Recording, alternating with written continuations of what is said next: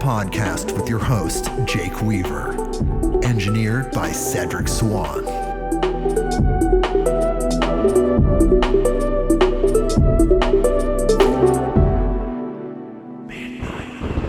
Hey, everybody! We are back with another episode of Midnight on Earth. I'm your host, Jake Weaver, and we're here to bring you more knowledge, more light, and more love. If you've been counting episodes consecutively, you know what we're doing today. That's right, people. It's time for Beyond the News. This is the 7th episode since the last Beyond the News episode. And for new listeners, since there's new listeners every day, for new listeners, every 7 episodes, we have guests, we have lectures, but on the 7th episode, since the last 7th episode, we do something called Beyond the News, where we cover Earth's news feed, all the strange, unusual, weird, wacky, wild, out there, whatever, from mainstream sources, we cover that. And some of these sources, yes, they're on the fringe of mainstream, but this isn't anything that isn't verifiable, whatever that means anymore. So that's what we're doing this week. Yes, people, Beyond the News, I love it. I get to take a break.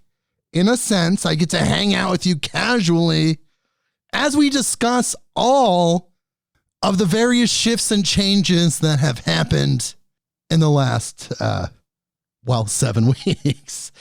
And with me, as always, for these Beyond the News episodes, is my guest co-host, Brynn Anderson of Vital Force Herbs. Hello, Brynn. Hey, how's it going? Hey. We're back with Beyond the News. Yes, we are. I should have said hey 7 times. Would I have said it 8 times? I don't know. I don't know. Let's not find out. So yes, Beyond the News, we're back. A lot of things have been going on in the world since the last time we covered these things. A lot of UFO phenomenon. Aliens going even more mainstream. Whoa! Big changes, people. Big changes. And we're going to talk about that. Are you ready to talk about it in just a second, Brynn? I'm ready. You're ready now? You're going to be ready in a second. Now. Okay. No, we're going to have to wait. Okay. Because I need you, Brynn, and everyone listening to do this for me. Go to patreon.com/midnightonearth. Become a patron of this podcast. I need you to do this. If you go there, you can see that we have various tiers of support. Pick a tier of support that you can process, that's able to be a part of your life. I need your help. I need your direct support. The messages that these guests have, the information that I'm trying to get out there to the world, that I am getting out there to the world, because let me tell you, people, we're up to 160 countries of coverage now. Very excited about that. But we need to do more. We need to do better. There has to be millions and millions and millions of people listening to the show, because the information encoded into the show from the guests, from the things that we talk about, that we unlock in the moment, that's going to help people evolve. It's going to help humanity do better. So by supporting this podcast, you're supporting that greater mission. Go to patreon.com/midnightonearth. Again, find a tier, support me, support this, support us, and we'll make this message get out there even farther. You can help manifest this next thing even more. And after that, you most likely are still going to be on your computer. So after that, follow me on Instagram at midnight_on_earth. That is the address. You can follow me there. Spotify, Apple Podcasts, Google Podcasts, wherever you go to get your podcasts, click the button that connects us so you know exactly what is going on. Now, I know there are some listeners that only come for Beyond the News. Fine. I love you. It's fine. You're here. You love me. You love news. You're like me. You love information. So you get the notification when we do the Beyond the News episodes. You get the notification when we have world-class guests or whatever we do. And tell a friend, tell someone that you know that loves these type of podcasts that would love to gain from this information. You know those people, they're in your life, they're in your work scenario or family life, wherever they show up. You know these people, you know their frequency, you know my frequency. Match it up for me. Tell them. midnightonearth.com. Okay, Patreon, social media shout out of the way. And now we're going to talk about these news stories. My God. And I don't even really know where to begin this week. There's so much going on. This is going to be a strange episode. There's going to be a lot of focus on this recent surge of extraterrestrial activity in the mainstream consciousness, but we're also going to talk about other things. Some of those things are going to shock you. Some of those things are going to make you laugh. Some of them might make you vomit. Hopefully you're somewhere where you can do those things, wherever your reaction happens to fall. Do people need to carry like one of those little airline bags with them? Yes, I mean, I don't know. Watching or listening? Yes, perhaps there could be a need, but I feel like with everything that's going on in the world, all of us listening, we're all very strong people. We can hold it together. We can laugh at the absurdity and the shockingness of the various activities happening on this planet. So, wow. Okay. So, Brynn, how are you feeling? How are you doing? I'm doing great, Jake. I'm ready to laugh, ready to cry, I'm not ready to vomit. So hopefully I'll be able to stomach what you're about to tell us. Okay, cool. What about your life? Like, I mean, my life's great. I'm working on Vital Force herbs. I've been enjoying some wintry weather. I'm doing really well. Fantastic, people. You got a Brynn Anderson vitalforceherbs.com update. So, all right. Well, look, she's a woman of few words, but she's a lot of help to me. And boy, does she laugh at me or with me. I'm not sure yet. Okay. So let's just go to the first story. So this is going to be really wild. I didn't know how to start this thing, but we got to start off light because we're going to be taking a lot of twists and turns. So why not start off easy, right? So this is from CNN.com. Headline: Mars Wrigley fined after 2 workers fell into a tank of chocolate. This is very Wonka-esque, you could say. And here's the article. U.S. regulators have fined Mars Wrigley, the maker of Snickers and Skittles, after 2 workers fell into a tank of chocolate at its Pennsylvania factory last June. The Occupational Safety and Health Administration fined the confectionery and chewing gum maker $14,500 for the incident, which it described as serious in a report. Employees of an outside employer, IK Stoltzfus Service Corp, clean tanks, including the Dove chocolate batch 20 micron tank owned by the on-site host employer Mars Wrigley, the report said. Mars Wrigley failed to provide the contractors with adequate safety training, the document added. According to Penn Live, a local news site, firefighters rescued the workers by drilling a hole in the bottom of the tank and pulling them out. The chocolate was about waist high, it reported. Oh my God. And lastly, the safety of our associates and outside contractors are a top priority for our business, a spokesperson for Mars Wrigley said in a statement. As always, we appreciate OSHA's collaborative approach to working with us to conduct the after-action review. The sweet, chocolatey after-action review. So yeah, okay, cool. So that's how we're starting Beyond the News. Chocolatey, little confectiony. I would have liked to see the video for that. You know, I don't know if I would, because then it starts to make you nervous about all kinds of packaged and processed foods. And then pretty soon you're just eating out of your own garden. Sounds terrible, eh? No, actually not at all. And anytime I wonder why something's tasting a little off, I'm going to wonder like, oh, wait, was somebody in that? Was that a shoe print? Was that shoe flavoring? Right. Yeah. Shoe flavor crystals. So, okay, next story. This is from smh.com.au, the Sydney Morning Herald, Australia. And this is the headline.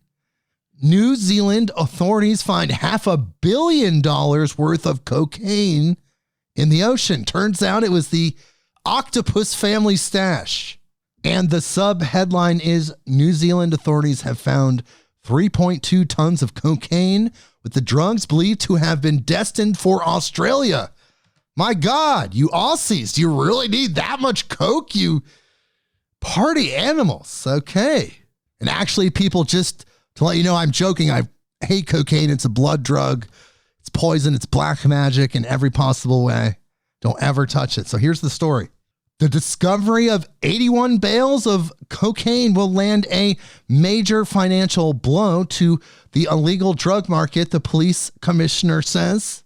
New Zealand authorities have intercepted more than 3 tons of cocaine floating in the Pacific Ocean, the largest find by some margin.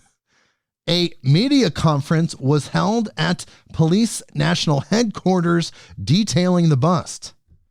Operation Hydros, a joint mission by police, customs, and the Defense Force, seized 81 bales of the drug, totaling 3.2 tons, with an estimated street value of $500 million. The shipment is destined for destruction, having since made the 6-day journey back to New Zealand aboard the Royal New Zealand Navy vessel Manawanui. Police Commissioner Andrew Coster said given the large size of the shipment, it would have been likely destined for the Australian market. There was enough cocaine to service the Australian market for 1 year, or the New Zealand market for 30 years, he said. 1 year, Australia, 3.2 tons? Again, you ravaging animals. What are you doing there? I have thousands of listeners in Australia. My Australian listeners, my Australian friends. What's going on over there, guys? Like, you need that much? Look, is it boring? What's going on? There has to be other things. I know it's somewhat oppressive over there currently. Is this an escape mechanism? Look, guys, let me just say this again. My Australian spiritual family, my life being Australian family, my Aussies, stay away from cocaine. It's the evilest thing you could possibly imagine on every possible level. It's truly snorting black magic. You want to snort black magic? Go snort cocaine. Don't snort cocaine. That was sarcastic. Don't snort cocaine. That's real. Next story. It's funny because it ties in. Reuters.com, kind of.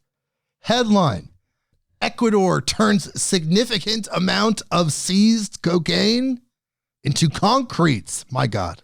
I knew there was something useful for that. Now you're going to have people chiseling the side of buildings. You want to talk about a rock? Oh my God, it's the whole building. Okay, so here we go. Article. Huge quantities of seized drugs in Ecuador are presenting the Andean country with an unlikely new construction material, cocaine. Under President Guillermo Lasso, a conservative ex-banker, Ecuador has ramped up efforts to fight gangs who use the country as a transit point for shipping cocaine to the United States and Europe and Australia, it seems. The amount of drugs seized in Ecuador almost doubled in 2021 versus the previous year to more than 210 tons, mostly cocaine, according to the country's police. My God, if 3 tons can cover Australia for 1 year, well, this is about 10 years worth of cocaine for the country of Australia, for using that as a metric. Though seizures in 2022 dropped slightly, they remained high. How high? And quantities exceeded the available space at 27 police warehouses where the drug is kept before being destroyed, officials said. The record amounts also exceeded the capacity of the ovens normally used for incineration. Edmundo Mira, Undersecretary for Drug Control at Ecuador's Interior Ministry, told Reuters.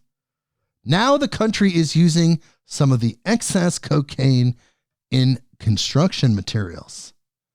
Using the so-called encapsulation method with support from the United Nations Office on Drugs and Crime, Ecuador pulverizes seized bricks of cocaine in industrial machines with other refuse at a waste disposal plant before mixing the resulting fine powder with cement, sand, and water to create platforms. Wow.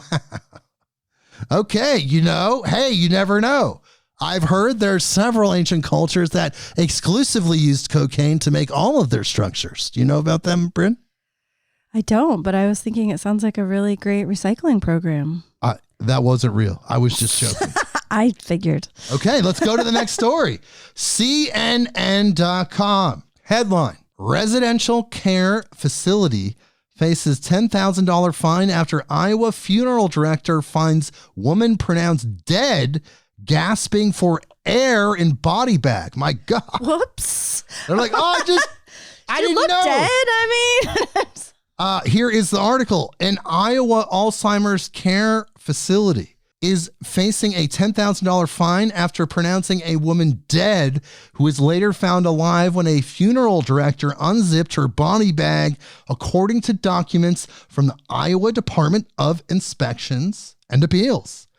The 66-year-old woman, who has not been identified, was admitted to the Glen Oaks Alzheimer's Special Care Center facility in Urbandale, Iowa on December 20th due to senile degeneration of the brain, according to the documents. She was admitted to the hospice on December 28th. On January 3rd, according to the report, at 6 a.m., her mouth was open, her eyes were fixed, and there were no breath sounds. The nurse was unable to locate her pulse, and she noted no breathing movements in the abdomen. At approximately 8:26 a.m., nearly 3 hours later, funeral home staff unzipped the bag and observed her chest moving as she gasped for air. The funeral home then called 911 and hospice. Oof. So you got to be careful. Just really make sure. It's like, if they're already dead, it's not going to be a big deal if you start poking her in the ribs, or in the stomach to really just kind of see if there's some muscle movement there, slap her in the face a few times. Just double check. Just water. Check. Why are you going to pour water on her? She's not going to good. say anything. She's going to be dead. Just slap her in the face a few times. Just say, come on. Are you alive? Are you alive? Eventually, you'll know. Maybe they were hoping she wasn't for some reason. I They just don't thought, know. let's just zip her up now. You know, she was the hardest one to clean.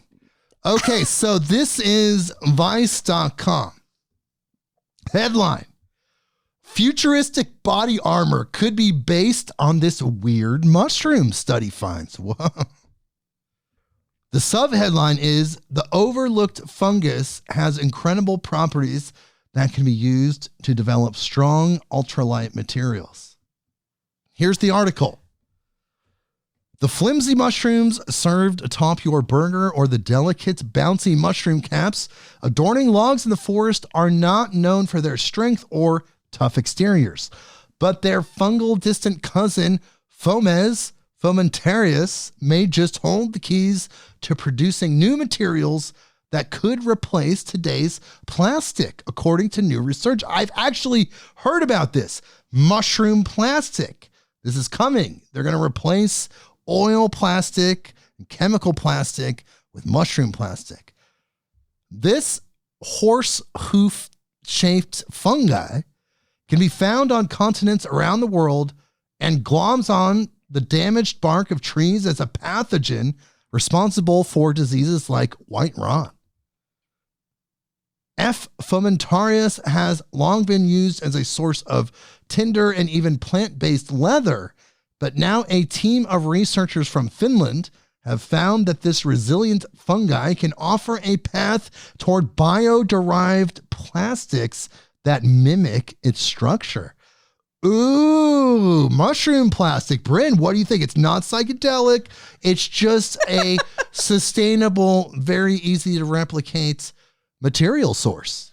Yeah, I think that'd be great. Hopefully they don't make it plastic by mixing mushrooms with a bunch of plastic. Like, and call it mushroom plastic. Like a hybrid product. It's like half oil, half mushroom. Right. Or at least, I mean, I suppose there could be a bridge time, but eventually, hopefully it would be all mushrooms. But still interesting, right? Yeah. Oh, very interesting. Absolutely. Okay, so here's the next article. This is from the Jerusalem Post. Headline: mermaid mummy worshipped in Japan found to be a doll with fish parts. So this is kind of a big deal. What does that headline even mean? It's kind of a big deal because, well, you're going to find out. Here's the article. A creature resembling a mummified mermaid, which has been worshipped by Japanese people for decades, has been analyzed and proven to be a doll with fish parts attached to it. The mermaid was housed in the Injun Temple in Asakuchi for the last 40 years. It was believed to have been captured in the Pacific Ocean sometime between 1736 and 1741. Radioactive dating now leads scientists to believe it was constructed in the late 1800s. Kurashiki University of Science and the Arts investigated the mummy using a CT scanner. Similar mummies have been found across Japan, and they are thought to have been created during the Edo period. Based on our analysis and the history of mummy creation in Japan, we could only conclude that the mermaid mummy was probably man-made. Takafumi Kato, a paleontologist working on the project, told Vice World News. The 12-inch statue was made from paper, cloth, cotton, and fish parts. Okay, shit. Well, you know, you just can't believe this. It's kind of like the Shroud of Turin or the weeping statues. You just don't know. You can't just assume that it is because there's some phenomenon. And also, just because tradition says it is that thing, could just be, you know, some fish parts and a doll. So we did report on this a little bit ago, several Beyond the News episodes ago, about the Beyond Meat COO. He attacked somebody. He was craving meat, perhaps. I don't want to speculate, but something was happening. He attacked somebody at a football game. So now he pleads guilty. So this is from lawandcrime.com. Here is the headline. Ex-Beyond Meat COO pleads guilty to felony after taking a bite out of stranger's nose in uncontrollable rage following football game. So it wasn't a Beyond nose. It was actually a real nose. And he was craving something primal. Beyond burgers, they're disgusting, I think, in my opinion. I've eaten them. It always makes my body feel weird. It kind of hits that childhood programming of eating American hamburgers, cheeseburgers. I haven't eaten those. I don't eat beef. I haven't eaten those in a really, really, really long time. But then it makes your body feel weird. Anyways, in my opinion, here's the article. The former chief operating officer at a plant-based meat company who was arrested in September 2022 for taking a bite out of a stranger's nose after a college football game has pleaded guilty to 2 charges, resulting in no jail time. Doug Ramsey, the ex-COO at Beyond Meat Incorporated, pleaded guilty in an Arkansas courtroom Tuesday to felony criminal mischief and misdemeanor disorderly conduct, law and crime confirmed. As a result of the plea, however, Ramsey will not spend time behind bars. Instead, Ramsey must serve 3 years of probation, perform 160 hours of community service, and pay a $1,000 fine. And he has to eat a real burger. No, I'm just kidding. He doesn't have to do that. That just seems like that would be the punishment. Obviously, craving animal meats. I don't eat animal meat personally. I've been eating fish lately, but he was a hungry man. Hungry man. What if he was testing out like different like tastes for the Beyond Burger? Like, you know, like, I don't know, see if he could taste that and then simulate it in the factory. He just wanted to add that to his taste palette. So I don't know. But look, there's something else that happened that was really bad. That happened since the last time we did a Beyond the News episode. And that is the Ohio train derailment. Now, I know that I have listeners in East Palestine. I know that I have listeners in Ohio. And I'm very concerned. I would recommend, if you can, to leave that area. Move out of Ohio. Move out of East Palestine if you can. If you have to be there, my God, do everything you can to shield yourself in every possible way. Research that. But I know people that are out there listening, my listeners in East Palestine. I love you. I wish you the best. I'm so sorry this train derailment happened. So sorry it was full of vinyl chloride that suspiciously tipped over right where the main watershed goes into the local groundwater supply, where it happened to tip right there. All very strange, and it happened to release toxic fumes and chemicals into the air spanning a several 100-mile radius. And instead of vacuuming it up with a hazmat team, they chose to burn it, the absolute worst possible thing you could do, because it poisons the soil, it poisons the groundwater, it poisons the air, and it spreads, the particulates spread. There's reports of particulates falling in Ontario, Canada, New York. It's everywhere. What is going on? What is going on in the beautiful country of America that we have to deal with these things? This level of insanity. But here's the headline. This is from NBCPhiladelphia.com. And I'm going to read this, and I don't believe this, but I just want you to hear what they're telling you, this lie. Headline: worried residents near Ohio train derailment report dead fish and chickens as authorities say it's safe to return as demons. But here's the article. For days, authorities have been telling residents that the area around East Palestine, Ohio, is safe to return to and that they can go home after a 150-car train carrying hazardous chemicals derailed February 3rd. The Ohio Department of Natural Resources said the chemical spill resulting from the derailment has killed an estimated 3,500 small fish across 7.5 miles of streams as of Wednesday.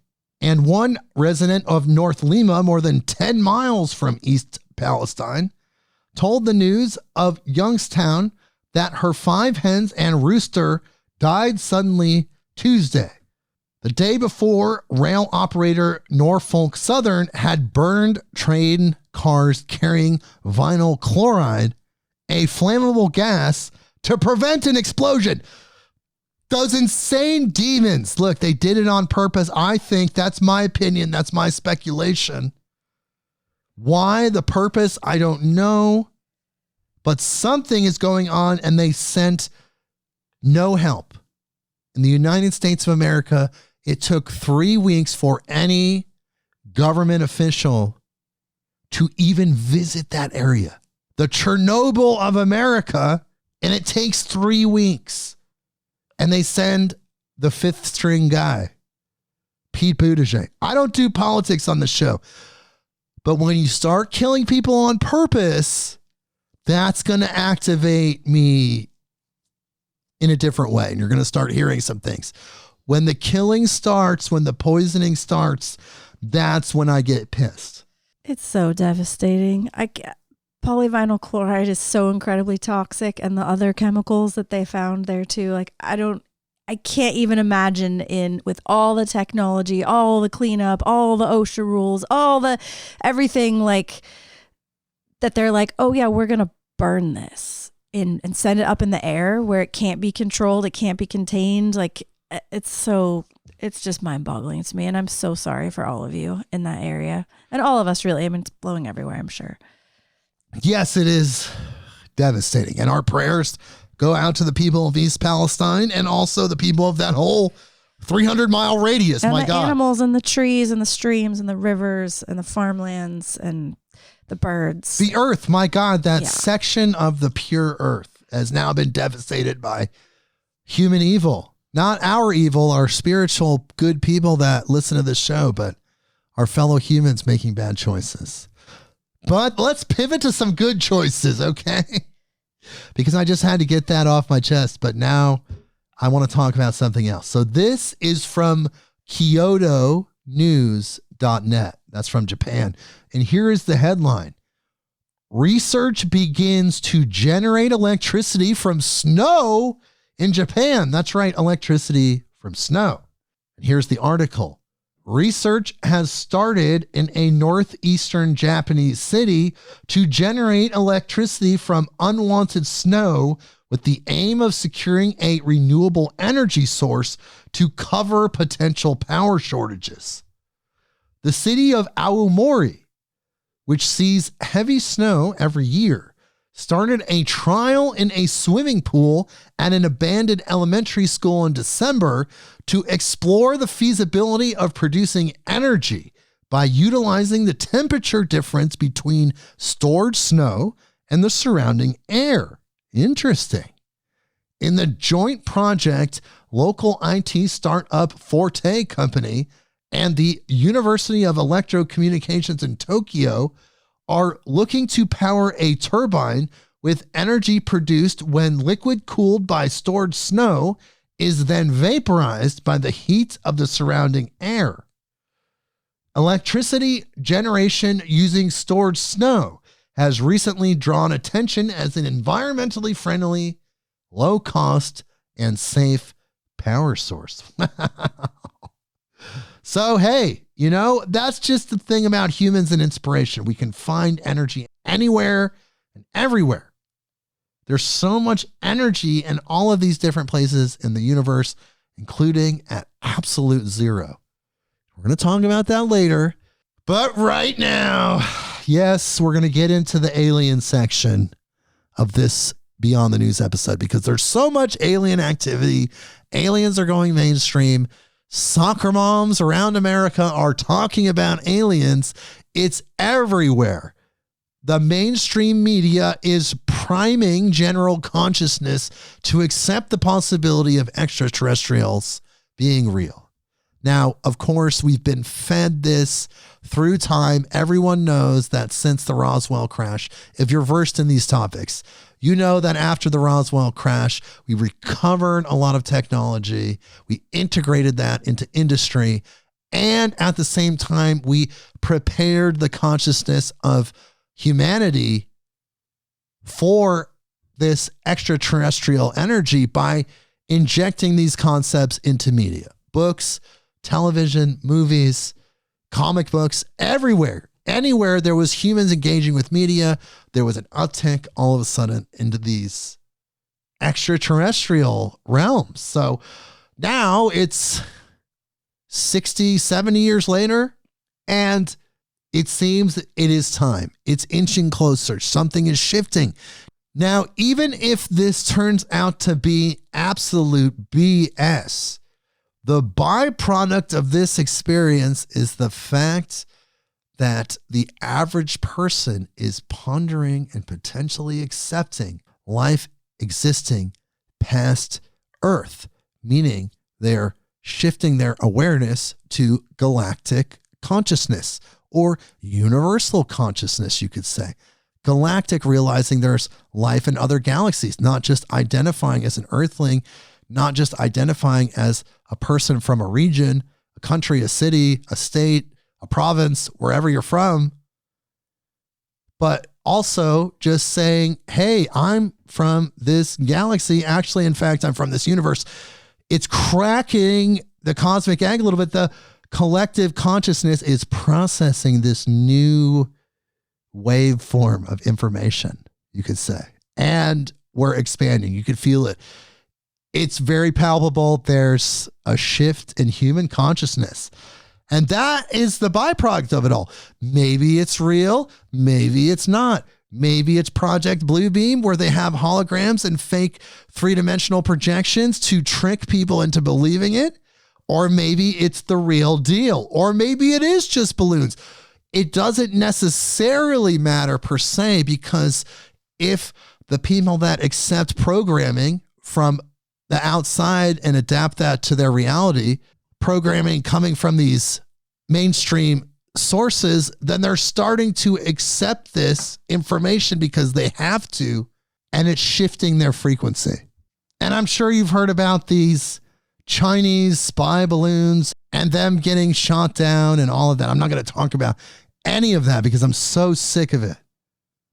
But it did trigger a lot of thought again on extraterrestrials and extraterrestrial activity. And here's our next article to start this segment on this. This is from Deadline.com. Here's the headline: White House press secretary. No indication of aliens or extraterrestrial activity behind aerial objects shot down by military. And here's the article. All three major news networks carried a White House daily press briefing live, and for good reason. Administration officials were giving an update on the three aerial objects shot down by the U.S. military in recent days. At the start, Press Secretary Karine Jean-Pierre, mindful of intense speculation of just what the objects are, told reporters there is no indication of aliens of extraterrestrial activity with these recent takedowns. Some reporters laughed. I love the E.T. movie, she said, but I am just going to leave it there. John Kirby, coordinator for strategic communications for the National Security Council, did not identify what the objects were, saying that debris had not yet been recovered as they were in remote areas. We don't know who owns them, he said. But he told reporters that President Joe Biden ordered the object shot down after it was determined that flying between 20,000 and 40,000 feet, they posed a potential threat to civilian aircraft. Kirby also said that even though it didn't appear that the objects were maneuvering or sending communication signals, officials could not rule out surveillance. He said that the objects were different from the Chinese spy balloon, which was shot down on February 4th after floating across the continental United States, in that they were at a lower altitude. Kirby said that the administration is taking a closer scrutiny of unidentified aerial phenomenon, and we are finally trying to understand them better. He also said that NORAD had recently been more closely scrutinizing airspace, something that may increase the number of objects detected. Okay, so they definitely didn't shoot down UFOs, right? So does that mean they actually did? It's always the opposite, right? But what about this one? This is from the TribuneIndia.com. Headline: U.S. fighter jet shoots down unidentified cylindrical object over Canada. Second instance in 2 days. So they're shooting down cylinders. These aren't balloons, and it's over Canada. I mean, what if the extraterrestrials chose to visit Canada because they heard that Canada's mellow and the people of Canada are very nice and sweet and chill? Canadian listeners, what do you think about that? And then what happens? Here comes the American big guns to shoot it down. Trudeau, did you okay this? What's going on here? And here's the article. A U.S. F-22 fighter jet shot down an unidentified cylindrical object over Canada on Saturday, the second such instance in as many days as North America appeared on edge following a week-long Chinese spying balloon saga that drew the global spotlight. Separately, the U.S. military also scrambled fighter jets in Montana to investigate a radar anomaly that triggered a brief federal closure of airspace. Those aircraft did not identify any object to correlate the radar hits, the North American Aerospace Defense Command, NORAD, said in a statement. Canadian Prime Minister Justin Trudeau first announced Saturday's shootdown over the northern Yukon Territory, saying Canadian forces would recover and analyze the wreckage. Canadian Defense Minister Anita Anand declined to speculate about the origin of the object, which she said was cylindrical in shape. She stopped short of calling it a balloon, but said it was smaller than the Chinese balloon shot down off South Carolina's coast a week ago, though similar in appearance. Aloft at 40,000 feet, it posed a risk to civilian air traffic and was shot down at 3:41 Eastern Standard Time. There's no reason to believe that the impact of the object in Canadian territory is of any public concern, Anand told a news conference. Wow. So now we're shooting down cylindrical UFOs over Canadian airspace. Brynn, what do you think about that? I think it's all really weird. Multiple objects in multiple days, then they can't find anything, and then the government's not commenting on any of it. It all seems really strange. So I hear your piece about just putting that unidentified object into people's consciousness, but it also makes me wonder if they want everybody to look up while maybe they should be looking down or around. I mean, it could be a major distraction. I'm not really sure, but it seems like the way it's being handled is really odd. I know that, you know, the first one that flew over Montana, the governor was like, they didn't say anything to me about it the whole time it was in Montana. Like, I would have shot that thing down and they just let it pass over, you know? So it's like, I don't know. It's weird. It's weird. That's all I can say. It's weird. It's very strange. You're right. And the world is getting stranger, and that's okay. I'm ready for it. I love it. I love extraterrestrials. I already know about the Pleiadian consciousness and the various civilizations out there in the various different galaxies and clusters and all of the different extraterrestrials that are here on this planet now in physical form. There's so much going on. I've been versed in this for so long that I'm just ready. I'm ready because I know that when that happens, it's just one step closer to the new Earth. So this one's from Politico.com. And here is the headline. Spy agencies report hundreds more UFO sightings since 2021. Hundreds more. So here we go. And this is the article. National security agencies are studying hundreds of new reports of UFOs including many that appear to perform maneuvers that are highly advanced, the nation's top intelligence official reported on Thursday.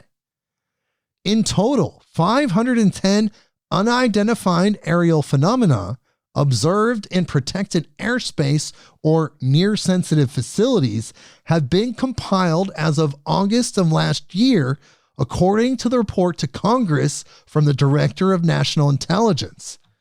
Of those, 366 were gathered since a preliminary assessment was published in 2021, an increase attributed to a reduced stigma around reporting and a better understanding of the intelligence and safety threats that the phenomena may pose.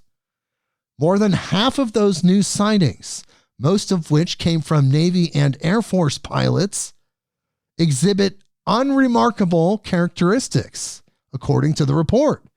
26 were characterized as drones, 163 were labeled balloons or balloon-like entities.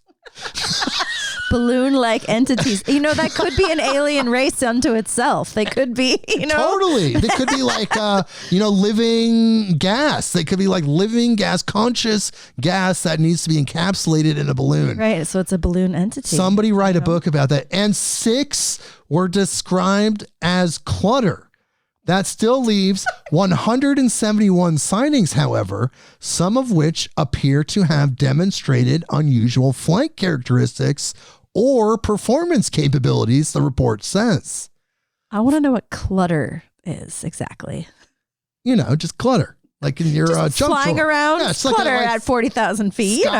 Sky junk drawer. Sky junk drawer. Okay. Few other details were provided about these unidentified entities, though the report noted that no U.S. aircraft has ever collided with a UFO, and observing them has caused no adverse health effects so far. Wow. Okay. It's not dangerous. It does not cause cancer to view aerial phenomena. Wow. Okay. It's just so much more than it was 30 years ago. The talk, the mainstream talk. It's mind-blowing to me as a person that's been following it for over 30 years. So here's another UFO article. This is from MSN.com. Headline: Special UFO Task Force is being set up after U.S. shot down 3 in 3 days. And here's the article. The White House has announced it is putting together a new UFO task force to study the potential security risks posed by new airborne objects detected in U.S. airspace. The new group, created on orders from National Security Advisor Jake Sullivan, cool name, will see experts from the Pentagon, the Federal Aviation Administration, the Department of Homeland Security, and other government agencies come together to analyze unidentified aerial phenomenon and determine whether they are a threat.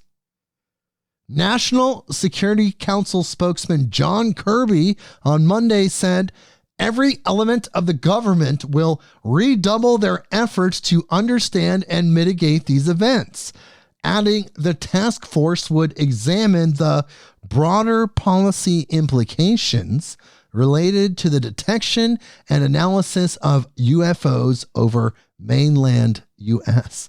Broader policy.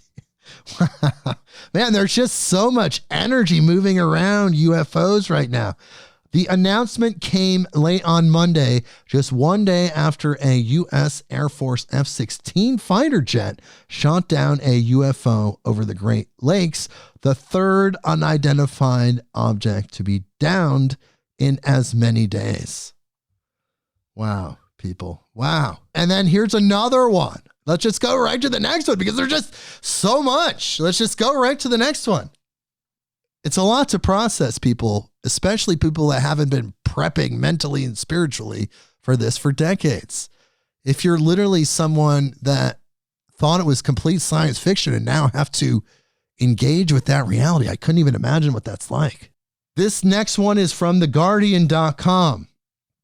Headline: Spy balloon, UFO, or Dragon Ball?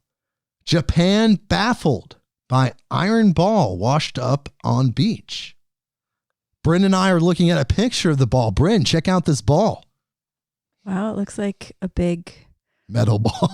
metal ball, rusty. I don't know. Could be a party balloon. Pinata? You know, I'm not sure. There could be baby Superman in there. Like the Superman story is a little baby in an alien capsule, and the farmers find him. Perhaps there's a little baby alien in there. So here's the article. Police and residents in a Japanese coastal town have been left baffled by a large iron ball that has washed up on a local beach, with authorities admitting they have no idea what it is, only that it isn't about to explode. Well, that's nice. The sphere, measuring about 1.5 meters in diameter, has been at the center of fevered speculation since it washed up on Enshu Beach in the city of Hamamatsu on the country's Pacific coast, local media reports said. Fears that it could be a stray mine were dismissed after experts used X-ray technology to examine the object's interior and found that it was hollow. There are no indications either that it was involved in espionage by nearby North Korea or China. The presence of two raised handles on the sphere's surface, indicating it can be hooked onto something else, prompted a more prosaic explanation that it is a mooring buoy that had simply worked loose and floated off. Oh, that's kind of boring. I know. You know. What if, like the Superman story, like inside of it, it's like something microscopic or gaseous? They thought it was hollow until they opened it. It was some sort of deflecting shield to hide the alien child and the treasure, the sacred jewel. Or it's seeding the earth with some microscopic new something or other. Or maybe it's just a buoy. I don't know. Boo. Okay, look, this is the alien episode, so we're going to do a couple more, maybe even 3 more. This is from AmericanMilitaryNews.com. Here's the headline. Air Force vets testify that UFO shut down 10 nukes and shot missile out of the sky. I've been hearing about this for years. This really happened now. People are testifying about it. Here's the article. 2 Air Force veterans say they have testified to the federal government about UFOs that allegedly shot a test missile out of the sky and suddenly disabled 10 nuclear warheads with no explanation. Robert Salas, a former ICBM launch officer, and Robert Jacobs, another former Air Force officer, have recounted those experiences from the 1960s to the government's new All-Domain Anomaly Resolution Office, the Daily Mail reported. That office was formed last year by the Department of Defense to investigate reports of anomalous, unidentified space, airborne, submerged, and trans-medium objects, as described by a press release. Its creation followed a high-profile Pentagon report's disclosure of more than 140 times troops had spotted unidentified aerial phenomena that were never explained. This year's annual military budget called for UAP reports to be investigated, dating as far back as January 1st, 1945, which people, if you know this, Roswell was 1947. This is pre-Roswell.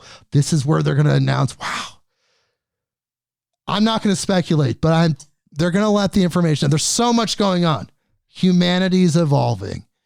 We're going to join our universal family. Now, AARO has reportedly heard testimony from Salas about an alleged 1967 incident in which 10 nuclear missiles were inexplicably disabled for several hours at Montana's Malmstrom Air Force Base after an unidentified object flew over the installation. Pentagon officials previously said they had heard the story but had no official data on it, as reported by the Daily Mail. Salas said his testimony finally came after 5 decades of wanting to tell the story to a government agency. It was a great big relief, he said. They were very magnanimous. They listened intently. I'm more confident now than I was going in that they're trying to make a sincere effort. Interesting. So, okay, look, yes, it's been long reported in the UFO community that during that time, the time that he's talking about, that UFOs flew over a military base which contained nuclear warheads and disabled them radioactively. Completely negated their explosive and radioactive components. Okay, and this is the last one, our little alien segment here. This is from Newsweek.com, and here's the headline. Alien invasions. Congressman addresses speculation after UFOs shot down. Representative Jim Himes, a Connecticut Democrat, attempted to downplay concerns and talks of an alien invasion on Sunday in the wake of recent aerial objects being shot down by the United States.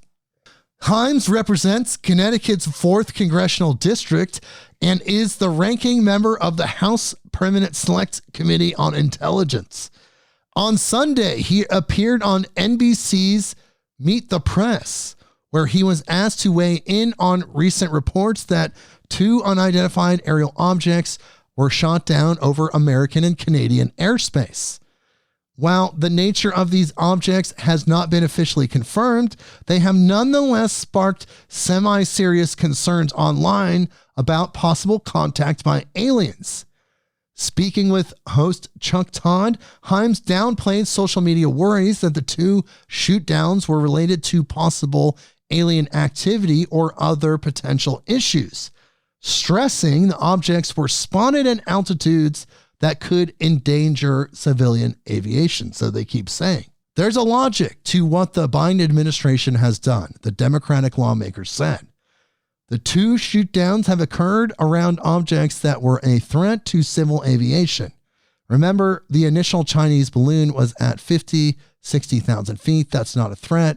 If you're at or below 40,000 feet, now you're in the travel zone for civilian aviation. So just message to all aliens out there. If you happen to be in the middle of our invisible road that we've just kind of placed right around the 40,000 feet mark, there's nothing really to delineate it. I can't really tell you how you're going to know. Hopefully you understand psychically. I'm transmitting it to you guys across galaxies through some form of thought quantum entanglement. Perhaps that's happening, and get the message here. Don't go 40,000 feet. They will literally kill you. Anywhere else, 50,000, 60,000, you're totally fine. Stay away from 40,000 feet. Notice how they also keep saying it's not UFOs, but then every title is UFO. Exactly. Like, they're softening. It's the softening thing. Okay, so let's pivot away from that and let's go to abcnews.go.com. This is going to freak you out a little bit. Headline: Massachusetts legislator walks back bill to reduce sentences if inmates sign up for organ donation. Yes, this really was an attempt. They tried to do this, but it was denied. Here's the article. A Massachusetts legislator said he's going to change a proposed bill that would have given state inmates reduced sentences if they signed up to donate an organ, following an outcry from several groups. Yes, it's true. Kidneys and other organs, they could reduce their prison sentences. It's the sickest, disgustingest thing I've ever heard in my life. I mean, it's up there. It's definitely on the list. So let's continue. Last month, Democratic Representative Carlos Gonzalez co-introduced a bill that would establish an individual bone marrow and organ donation program for Massachusetts inmates.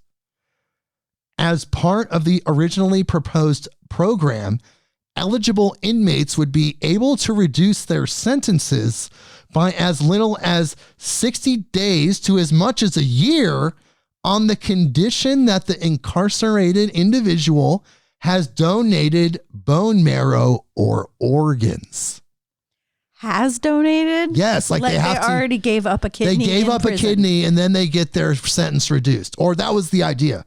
Word of the bill's language set off a slew of criticism from prisoners' rights groups and advocates for organ donations who called the move a quid pro quo.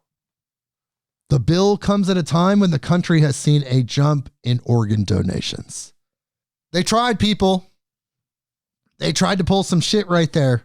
And if you listened to what I just said and you caught it, you realize that it got blocked, but my God, they tried. What if? Think of that. Don't think of that, but think of how they tried. Think of that as an indicator where some of these politicians are at right now. And this is from mirror.co.uk. Headline: New plant-based salmon has muscle fibers and connective tissue, just like the real deal. I don't know, people. Here's the article. The hardest part about going plant-based is finding alternatives for foods you really love. While corn nuggets might replace chicken ones, other alternatives are harder to find. Plant-based diets are becoming increasingly popular as the market works to improve veggie offerings, with more and more brands moving away from bean burgers in favor of meat imitations. Fish has been a tough one to mimic, with most companies perfecting their meat alternatives first or opting for fish fingers alternatives. There are a few fake salmon fillets on the market already, but a new plant-based salmon alternative that apparently looks, cooks, and tastes like the real thing could be on the way. This salmon alternative was created in Toronto, Canada, and looks near identical to the real thing. Interestingly, it's all down to the science behind it. New School Foods website reads, "We've recreated the structure of a salmon fillet, including aligned muscle fibers, connective tissue, fats, and other components, thanks to our proprietary muscle fiber and scaffolding technologies." Holy shit. Looks aren't everything, as the salmon alternative is also high in protein and matches the same level of omega-3s found in wild salmon. The salmon alternative is not yet on the market and will be launched in North America later this year, but only in participating restaurants. So it could be some time before we see it on shelves around the world. Did they say what plant it was made out of? I was just going to ask, what exactly is it made out of? They didn't say. Maybe it's made out of mushroom plastic. Okay, this story is horrifying. I don't know why I'm telling you this story, but it's just so weird and strange, and it's just like mind-blowing that I guess I have to include it. This is from news.com.au. This is horrifying, people. Prepare yourselves. Headline: 6 dead, including baby, after throats slashed by kite strings. Like, what the hell happened here? Okay, here's the article. 6 people were horrifically sliced to death by glass-encrusted kite strings after a blood-drenched festival in India. What? 3 children, including a baby, are among the dead after the day of celebration in Gujarat turned sinister, the Sun reports. The spectators' throats were sliced open by the razor-sharp strings used by kite fighters at the annual Uttarayan festival. It's understood at least 11 people died during the festival after either plunging from buildings or being sliced by the strings. Huge crowds had gathered to watch the spectacle in the sky, where participants battled to slice their opponent's cords.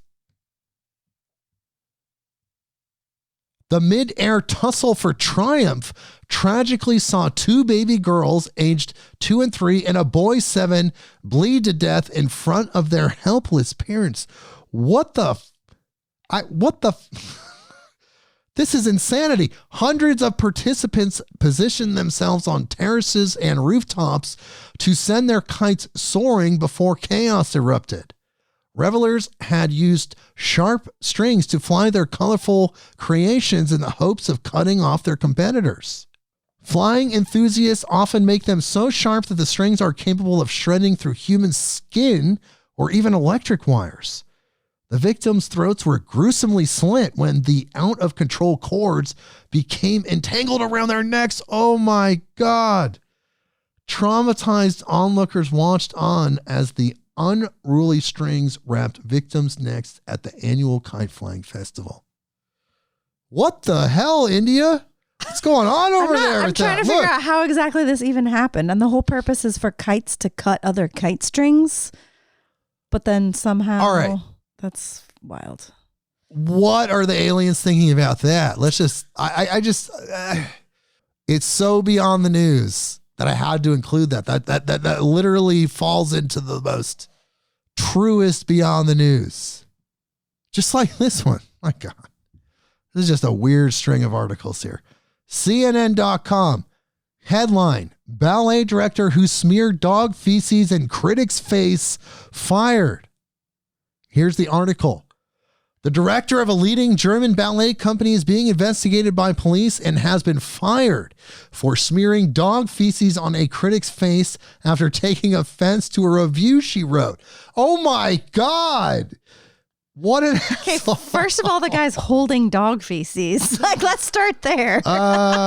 According to journalist Wiebke Huster, Marco Goki, the head of Hanover State Opera's ballet company, verbally attacked her during the intermission of a ballet premiere performance.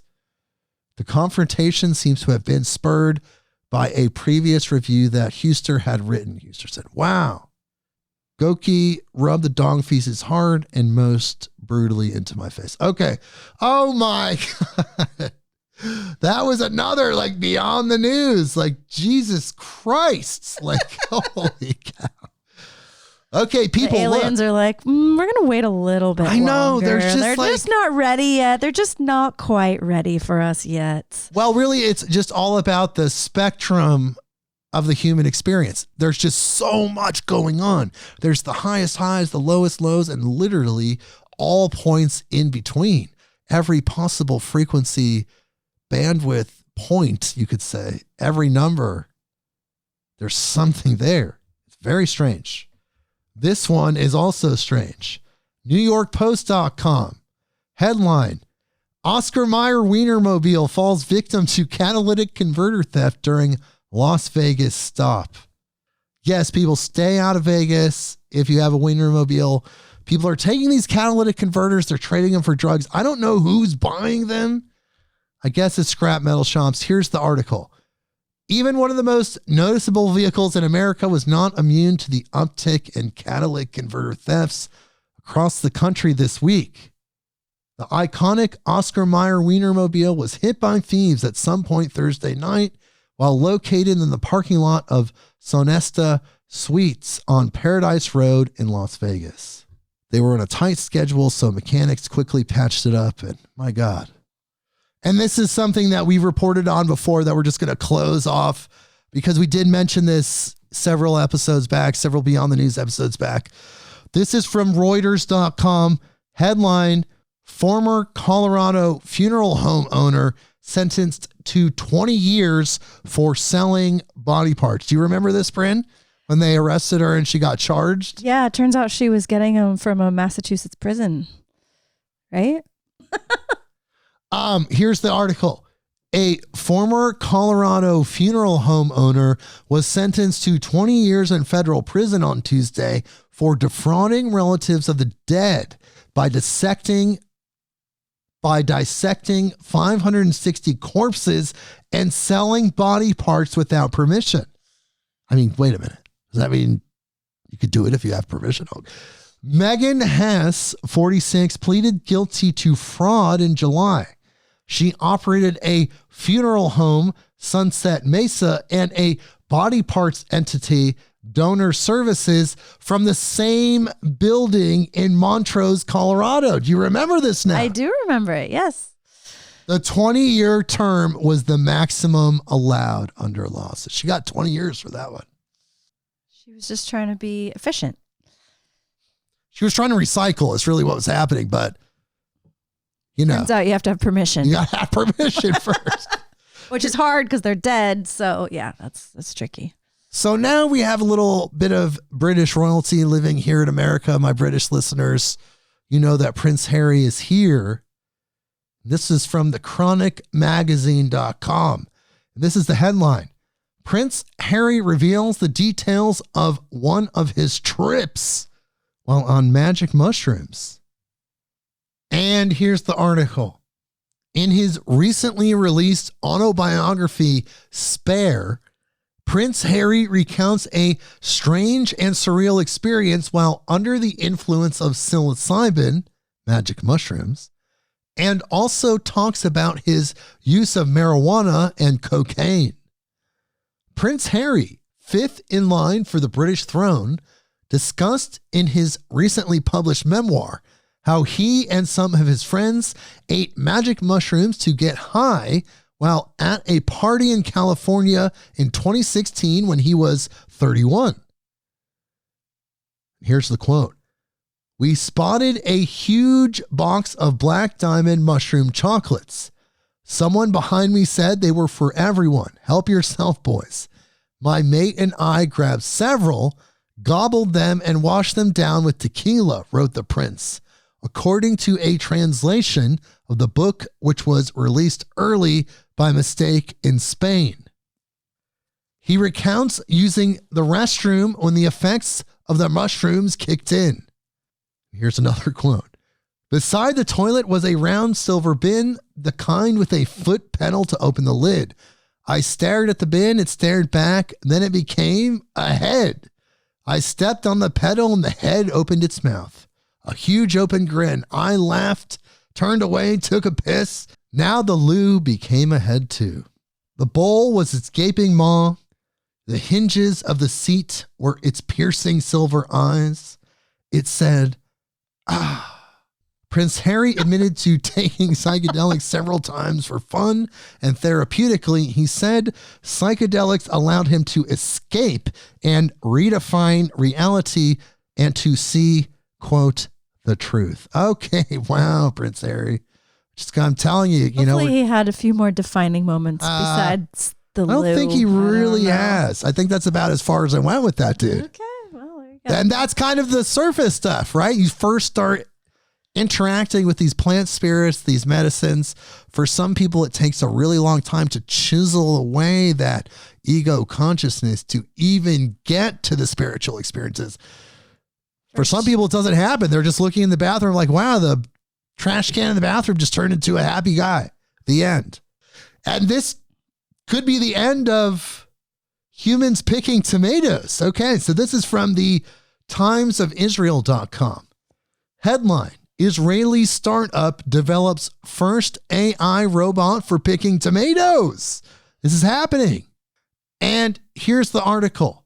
Growing up in a kibbutz and working in agriculture from a young age, Adi Nir, founder of Israeli startup MetaMotion, left the fields as many others did to make a living in the tech industry. The widespread global shortage of fruit and vegetable pickers is what brought him back to his roots to develop the world's first robot for picking tomatoes. Fewer and fewer people work in agriculture, which employs just 5% to 10% of the workforce in the European Union and Euro area, and 6% in OECD countries, according to World Bank data. In Israel, only 1% of all Israeli workers are employed in agriculture, the data shows.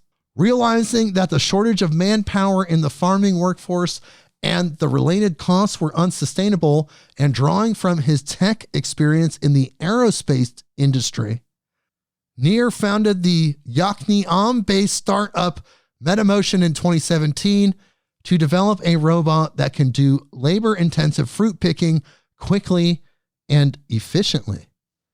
Since then, MetaMotion has raised a total of $10 million from investors led by Israeli venture capital fund, the Trendlines Group, Netherlands-based greenhouse technology company Ritter, and another Dutch investor. Cool. So they're putting money into this. Look, eventually humans will not have to do that work anymore. Period. And eventually humans won't be writing articles. They won't be doing anything. The AI is going to free us, but then we have to decide what the pursuit is after that. Where are we focusing our collective human energy? Because it can't be on consumption only.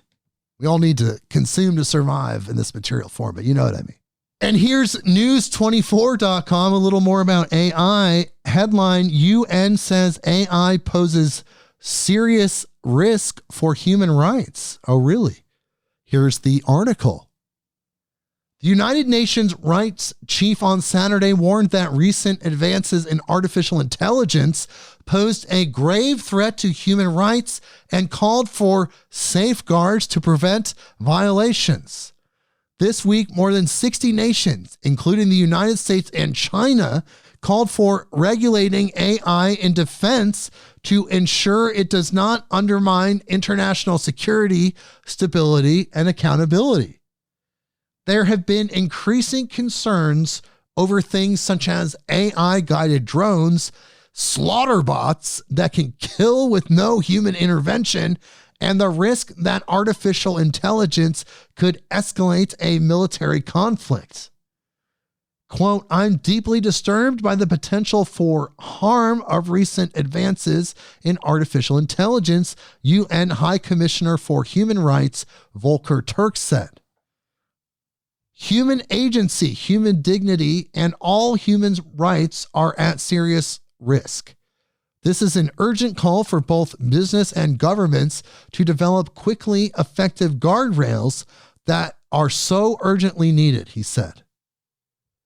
Artificial intelligence has entered our daily lives, revolutionizing internet searches, changing the way we monitor our health, and bringing up new innovations such as an app capable of generating all sorts of written content in seconds on a simple request. Critics have raised issues such as breaches of privacy and biased algorithms. And one more quote, we will follow this closely, provide our specific expertise, and ensure that the human rights dimension remains central to how this goes forward, Turk said. Wow. AI, aliens, it is right around the corner, people. These articles that we're reading, it seems like the reporters may not even be real. They're AI-generated articles.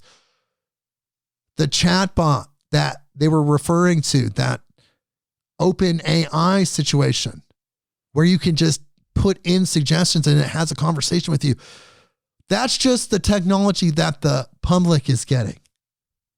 So this whole reality, in the sense of our media, is now just filtered through AI consciousness.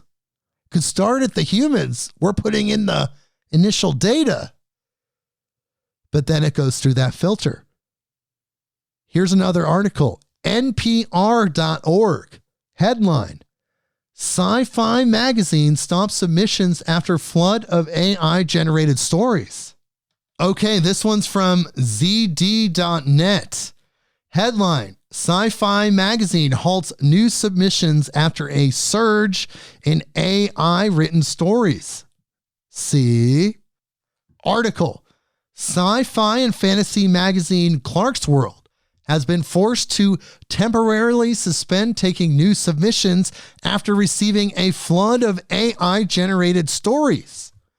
Clarkesworld founder Neil Clark detailed the site's plight around detecting plagiarism and AI-generated stories, with issues starting around the beginning of the pandemic.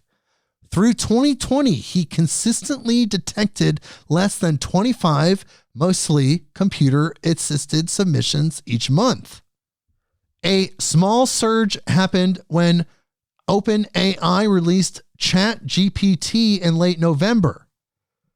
Plagiarized or AI-generated submissions rose to 50 a month in December and then doubled to over 100 in January and then more than tripled to over 350 by mid-February. Shortly after Clark's post announcing the suspension of new submissions, another surge happened, pushing detections to over 500 by February 20th. Announcing his decision, Clark said that detected spam submissions hit 38% in February. It's not only magazine publishers that have seen a rise in AI-generated submissions. Reuters reported on Tuesday that there were over 200 AI-generated ebooks in Amazon Kindle store as of mid-February, and these were only the ones that actually disclosed OpenAI's ChatGPT as an author or co-author. AI-generated material included fiction, self-help books, and children's illustrated books. Yes, we were just talking about that ChatGPT. It's this thing. That's the technology they're letting out to the public through the web, and it's very basic and anyone can use it, but just think of what they have behind the scenes, the people developing in this. It's 1,000 times more powerful. That's wild. Also, I was thinking about like high school and college professors trying to look through kids' papers now that are being fed through AI and then getting graded. It's I don't know. It's a whole new era. Very interesting. Yes, in so many ways. You're going to love this one. You got to look at this picture. ScienceAlert.com. Headline: Incredible fairy robot sails on the breeze like a floating dandelion. Weighing in at just 1.2 milligrams, a new robot called Fairy, Fairy, that's short for Flying Arrow Robots based on light responsive materials assembly, is the first flying bot we've seen based on soft materials that respond to light. The robot was inspired by dandelion seeds, and ultimately it could be used in the same way. Its creators are hoping that it might be deployed to help mitigate the loss of pollinators, such as bees, that we're currently seeing in the wild. Light can be used to get the fairy up into the air and to control the spread of its bristles. After that, the ultralight bot travels on the wind and could potentially be dispersed across large distances, just like the seeds that it's based on. The fairy can be powered and controlled by a light source such as a laser beam or LED, says micro-roboticist Hao Zhang from Tampere University in Finland. It sounds like science fiction, but the proof of concept experiments included in our research show that the robot we have developed provides an important step towards realistic applications suitable for artificial pollination. See, humans and inspiration, we can fix situations until we correct where we made mistakes. So we think about the pesticides that destroy our natural pollinators. We raise our vibration. We raise our consciousness. We realize we made a mistake. Our intuition and inspiration creates these robotic pollinators until we can nurture the return of our natural pollinators. Brynn, what do you think about that? Pretty trippy, huh? I think you took a very, very super positive outlook on that. So I don't want to ruin your high vibes with what I think about it. But whatever. Fine. I kind of wish that maybe we didn't kill off all the bees in the first place and have to replace them with robots. That's kind of ridiculous. But We didn't kill all of them yet, and there's a chance that we can bring them back. In fact, I think that'd be preferred. How about we outlaw pesticides instead of focusing on making robot bees? That's what I think would be the first step, honestly. Of course. But the point is that we have this way to compensate until we correct ourselves. We do the course correction. We could also do it faster. Okay, so next article is quantamagazine.org. We just have a few articles left, people. Headline: physicists use quantum mechanics to pull energy out of nothing. 0-point energy. We were just talking about that. Article: for their latest magic trick, physicists have done the quantum equivalent of conjuring energy out of thin air. It's a feat that seems to fly in the face of physical law and common sense. Didn't Nikola Tesla do that? He did, I'm sure.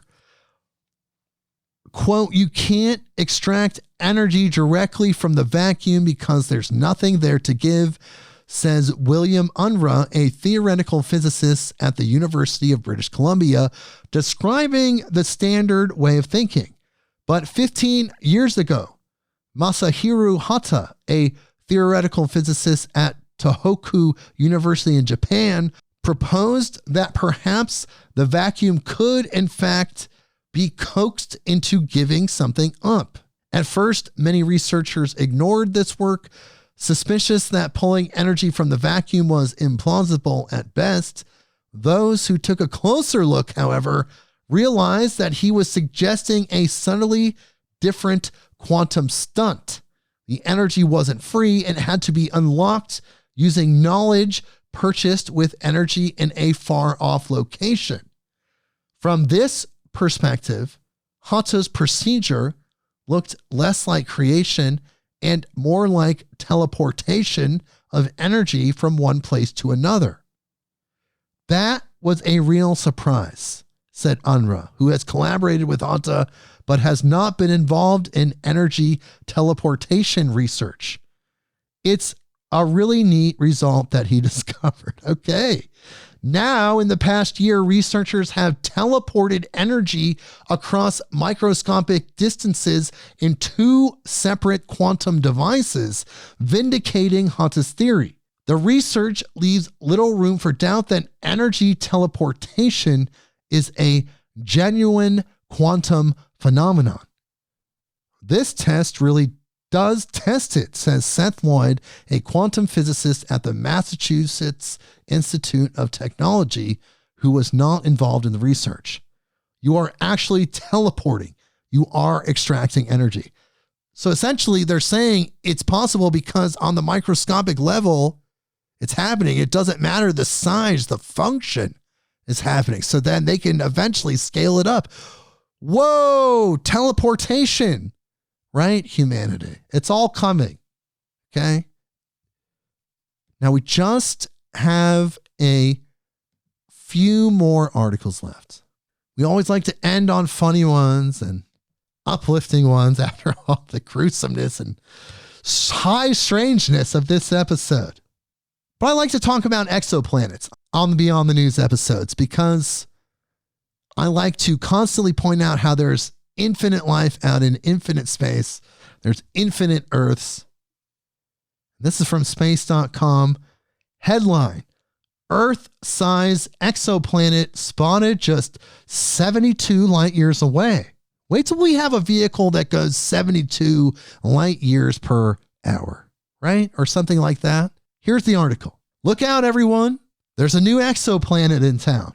An international team of researchers searching for transiting exoplanets has made its latest discovery. An Earth-sized body just 72 light years away from us. K2 415b, as the newly discovered world has been named, orbits the nearby red dwarf star K2 415. Researchers identified the exoplanet in the data of NASA's now defunct Kepler Space Telescope, its secondary mission K2, and its successor, the Transiting Exoplanet Survey Satellite.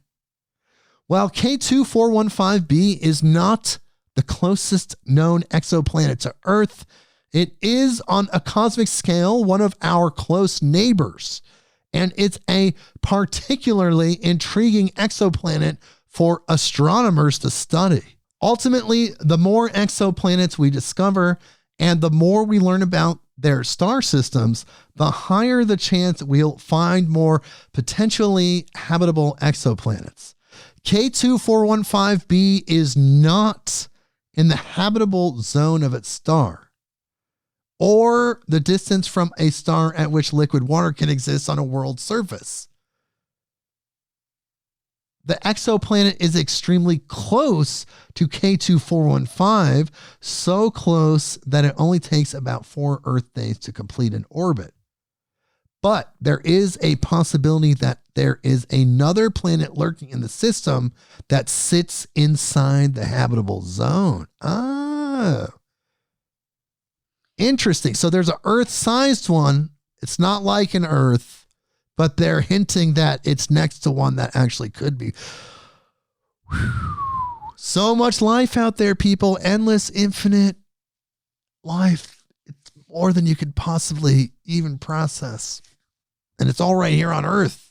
There's more than you could process, but out there, my God, can't wait to see some of it in my lifetime.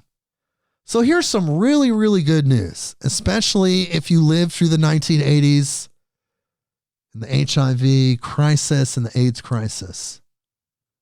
This is what people dreamed about. This is what people assumed would be happening in the 2020s, in the 1980s. abcnews.go.com. Headline, 5th person confirmed to be cured of HIV. Cured. Here's the article. Researchers are announcing that a 53-year-old man in Germany has been cured of HIV. Referred to as the Dusseldorf patient to protect his privacy, researchers said he is the 5th confirmed case of an HIV cure. Although the details of his successful treatment were first announced at a conference in 2019, researchers could not confirm he had been officially cured at that time. Today, researchers announced the Dusseldorf patient still has no detectable virus in his body, even after stopping his HIV medication 4 years ago. Wow. Quote, it's really cured and not just, long-term remission, said Dr. Bjorn Elk-Ol Jensen, who presented details of the case in a new publication in Nature Medicine. This obviously positive symbol makes hope, but there's a lot of work to do, Jensen said. For most people, HIV is a lifelong infection and the virus is never fully eradicated. Thanks to modern medication, people with HIV can live long and healthy lives. And now they are releasing the cure. Interesting. 5th person cured. The first person with HIV cured was Timothy Ray Brown. Researchers published his case as the Berlin patient in 2009. That was followed by the London patient published in 2019. Most recently, the City of Hope and New York patients were published in 2022. Wow! AIDS is cured, people. They're letting it out, the cure for AIDS. It's always been rumored in counterculture conspiracy theory circles that the cure for AIDS has always existed. In fact, AIDS was created in a lab. There's a lot of evidence that points to that. But now they're letting the cure out. It's a game changer. And here's another game changer. As we close this episode, we still have one more after this. So this is informed.so.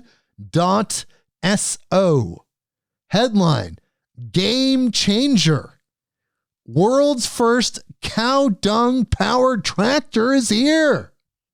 And here's the article. A British company has created a pioneering tractor that could be a game changer in the green energy striving agricultural industry. The groundbreaking cow dung powered 270 horsepower tractor is said to perform on par with counterparts driven by normal diesel engines, according to multiple media reports on Friday.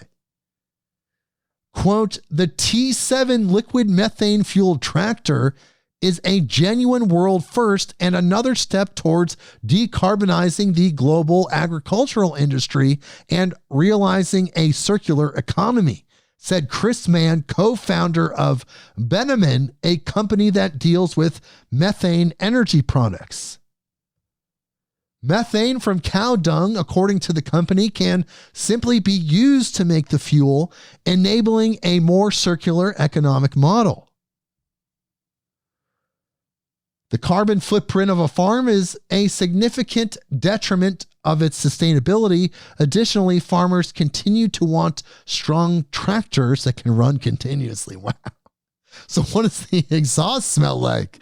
I guess they're used to those smells, right? It's like just farm smell. You know, you go out to these farms and it just smells like animal droppings and they're like, that's just farm smell, you know? Like, and it's just like, okay, so I guess that's just farm smell. And one more great article, one more happy, cool thing to close out this episode of Beyond the News. It's been a wild ride. A lot of twists and turns. We took a couple dark turns, a lot of light, a lot of strangeness, and a lot of beyond the news. Here we go. People.com. Headline. Maryland man wins $40,000 lottery prize after psychic told him his late father wanted him to play. And here's the article. A 55-year-old man won $40,000 in the Maryland lottery and said he received a little help from his late father. The Washington County resident, who goes by the pseudonym Wesley Brunswick, won the prize on November 18th with a quick pick ticket he purchased for that evening's Mega Millions drawing, the Maryland lottery said in a news release. Wesley told the organization that he began playing Mega Millions and Powerball after a psychic told him that it was his late father's wish that he do so more than 2 years ago. My dad was an avid lottery player, the man said in a press release. But Wesley was an avid scratch-off player before meeting the psychic and even won $50,000 in 2017. Initially, the psychic told Wesley that his father wanted him to play specific numbers that had signified important dates like birthdays per the news release. However, Wesley was unsuccessful with the numbers his late father sent down.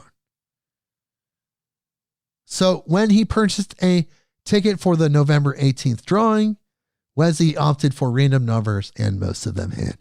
Aw, thanks, dead dad. What a cool gift for his son. Now, I mean... And an accurate psychic. Or was it an inaccurate psychic that won the psychic lottery by choosing something that actually did happen? Hey, that's also possible. Which also then triggered that guy winning the lottery. Wow. I don't know. But Brynn, what did you think of this episode? India. It was a roller coaster. Watch your kite strings, people. Kite battling. Children and babies dying in kite slicing death. AI taking over the media. Yeah, that's weird. That's a weird one. UFOs, aliens going mainstream. There's just so much that we covered this week. I'm really glad you're here with us. I'm really glad you joined us. Pretty amazing. What a world we live in. It's hard. This one next 7th episode cycle is going to be hard to top. You know, I kind of think of these as like Beyond the News sandwiches, where it's like all of these episodes are in between these Beyond the News episodes. So I don't even know what's going to happen next. 7 weeks. See what we're shooting down in 7 weeks, you know? What are we making concrete out of in 7 weeks? There's many, many things. I just want to remind people to always stay positive, stay loving, and realize that everything's made out of love. And there's a magnetism, a magnetic field that's pulling all of our energy upward towards expansion and fuller expression and higher and a higher experience. And a higher realization of our spiritual nature. Exactly. Yes, Brynn. Exactly. Keep it positive, people. That's just, we talk about these things because we cover this beyond the news. We cover all this stuff, but you always know if you listen to our other episodes that we're always focused on love moving forward. And that is the truest experience for this dimension. Love, moving forward, going higher, going farther, the new earth. So thank you everyone for joining us. Incredible episode. Definitely check out our Patreon, patreon.com/midnightonearth. Brynn, her website is vitalforceherbs.com. Brynn, thank you for being here. I really appreciate you. Absolutely. It's a pleasure. Yeah. Well, we'll do it again next lecture episode or Beyond the News. And everyone, I'll be seeing you guys next week, right? Love you guys. Thank you for your support. 160 countries. We'll see you next week. Midnight on Earth.